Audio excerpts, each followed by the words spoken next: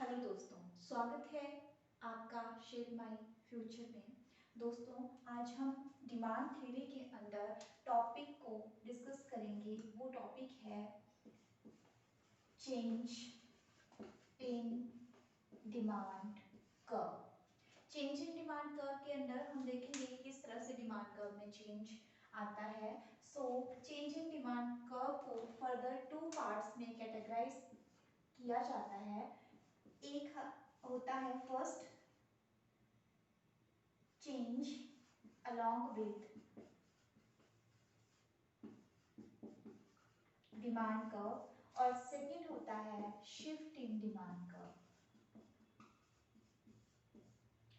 Change along with demand curve को further two parts में categorise किया जाता है। फर्स्ट आता है इंक्रीज इन डिमांड और सेकंड होता है decrease in demand. Shift in demand curve, दो तरह से डिमांड कर्व इसमें शिफ्ट होता है, अपवर्ड शिफ्ट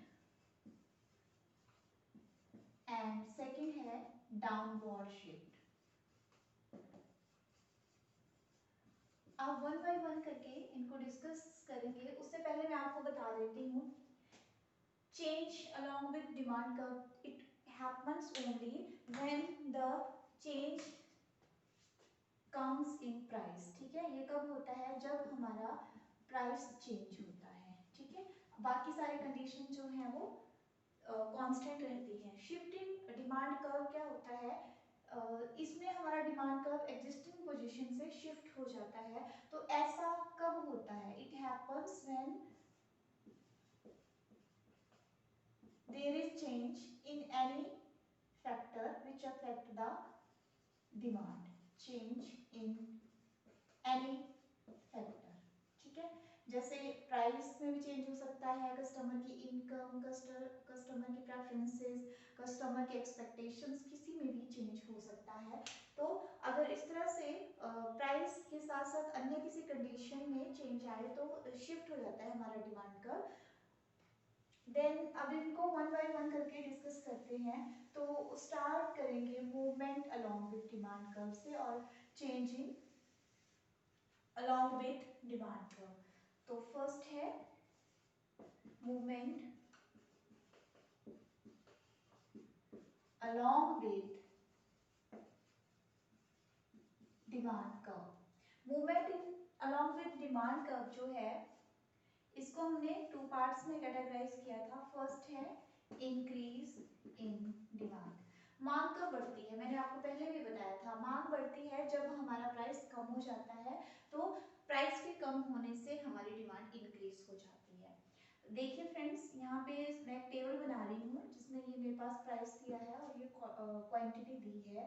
अब क्या है, सपोज प्राइस जो है मेरे पास 20 था और क्वांटिटी डिमांडेड 10 थी। प्राइस जो है कम होकर 10 हो जाता है और क्वांटिटी डिमांडेड जो है वो 20 हो जाती है। इसी की ग्राफिकल रिप्रेजेंटेशन मैं आपको अगर बताऊं तो ओ एक्स एक्सिस पे मैंने क्वांटिटी को दिया है, ठीक है, और ओ वाई एक्सिस पे मैं शो कर रही हूँ प्राइस को।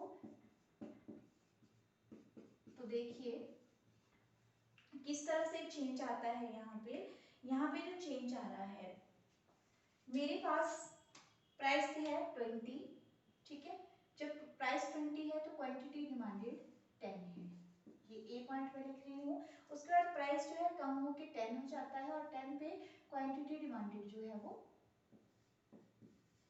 20 है। अब ए और बी दोनों पॉइंट्स को मिला के मुझे जो है D D curve means demand curve मिल रहा है। तो डिमांड कर्व में जो हमारी मूवमेंट है वो ए से बी की तरफ हुई है, मींस हमारी डिमांड जो है इंक्रीज हुई है। तो इसको हम इंक्रीजिंग डिमांड बोलेंगे। सेकंड हमारे पास आता है डिक्रीज इन डिमांड।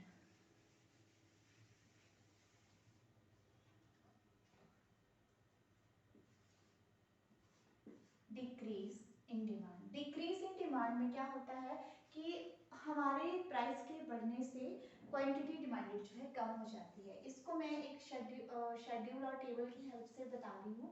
तो देखिए प्राइस जो है हमारे पास 10 था तो क्वांटिटी डिमांडेड 20 थी। प्राइस 20 हो जाता है, क्वांटिटी डिमांडेड कम हो जाती है, 10 रह जाती है। इसी को टेबल की हेल्प से मैं अगर बताऊं तो इस तरह से जो है इसमें मूवमेंट होगी। ये देखिए क्वांटिटी डिमांडेड हमने शो की है, ओ वाई एक्सिस पे मैंने प्राइस को शो किया है। जब हमारा प्राइस 10 है तो क्वांटिटी डिमांडेड कितनी है 20, ये ए पॉइंट आ गया। जब हमारा प्राइस बढ़ के जो है 20 हो जाता है तो क्वांटिटी डिमांडेड 10 हो जाती है, ये हमारा बी पॉइंट हो गया। ए और बी को हम मिलाते हैं तो हमारे पास डी डी कर्व आता है जिसमें मूवमेंट हुई है, डिमांड कर्व के ऊपर ही मूवमेंट हुई है ए से बी की तरफ, मींस हमारी डिमांड जो है वो कम हुई है। कितनी कम हुई है ये, ठीक है। तो बेसिकली अगर हम बात करें तो movement along with demand curve में क्या होता है कि हमारे पास जो डिमांड कर्व है वो एक ही रहता है, इसी डिमांड कर्व के ऊपर किसी न किसी पॉइंट पे जो है वो मूवमेंट होती रहती है हमारी डिमांड में। सेकेंडली हमारे पास आता है shift in demand curve, shift in demand curve. Shift in demand curve को फर्दर जो है वो हम कैटेगराइज करते थे दो पार्ट्स में, जिसमें फर्स्ट पार्ट हमारे पास आता था upward shift, upward shift. Upward shift में क्या होता है कि हमारा डिमांड कर्व जो है एग्जिस्टिंग पोजीशन से ऊपर की तरफ शिफ्ट हो जाता है। तो देखिए मैं यहाँ पे प्राइस और यहाँ पे कमोडिटी शो कर रही हूँ, टेबल से अपवर्ड शिफ्ट को जो है एक्सप्लेन करूंगी। मान के मैं चल रही हूँ यहाँ पे कि हमारे कस्टमर की इनकम में चेंज हुआ है, यहाँ किसी भी फैक्टर में चेंज हो सकता है, प्राइस में भी चेंज हो सकता है, कस्टमर के टेस्ट में चेंज हो सकता है, any factors which affect the demand can change, ठीक है, और this change makes change in quantity demanded। तो यहाँ पे मैं मान के चल रही हूँ कि कस्टमर की इनकम में चेंज हुआ है, प्राइस हमारे पास 10 था तो क्वांटिटी डिमांडेड जो है वो 20 थी। सपोज जो है ये चॉकलेट की बात कर रहे हैं कि जब हमारी जो है प्राइस 10 था चॉकलेट का तो 20 क्वांटिटी जो है वो डिमांड की जाती थी। कस्टमर की इनकम सपोज बढ़ गई, ठीक है, प्राइस 10 ही है और क्वांटिटी डिमांडेड 30 हो गई। तो इसमें देखिए मैं अब इस टेबल को ग्राफिकली रिप्रेजेंट करूंगी। ओ एक्स एक्सिस पे क्वांटिटी है, ओ वाई एक्सिस पे प्राइस है, ठीक है, 10 20 30 10 20 and 30।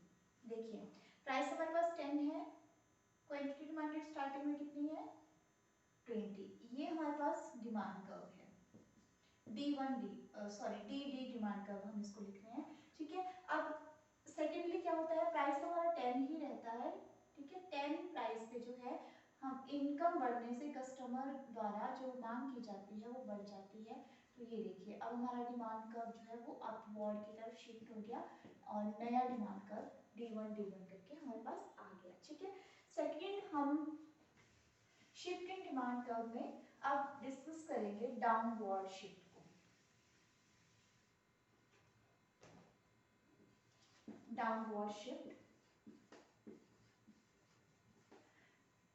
Downward shift in demand curve, तो इसमें देखते हैं कि किस तरह से चेंज आता है। इसमें क्या होता है कि हमारी क्वांटिटी डिमांडेड जो है वो कम हो जाती है और कम होने की वजह कोई भी हो सकती है, प्राइस का कम होना या फिर कंज्यूमर की इनकम का कम होना या फिर जो है लोगों का इंटरेस्ट हमारे प्रोडक्ट में कम रहना, ठीक है, तो कोई भी रीज़न हो सकता है। तो इसको एक शेड्यूल या टेबल की हेल्प से पहले समझ लेते हैं। लाइक हमारा प्राइस 10 है, मैं यहाँ भी ये मान के चल रही हूँ कि कंज्यूमर की इनकम जो है वो उसमें चेंज हुआ है, तो यहाँ पे कमी आई है कंज्यूमर की इनकम में।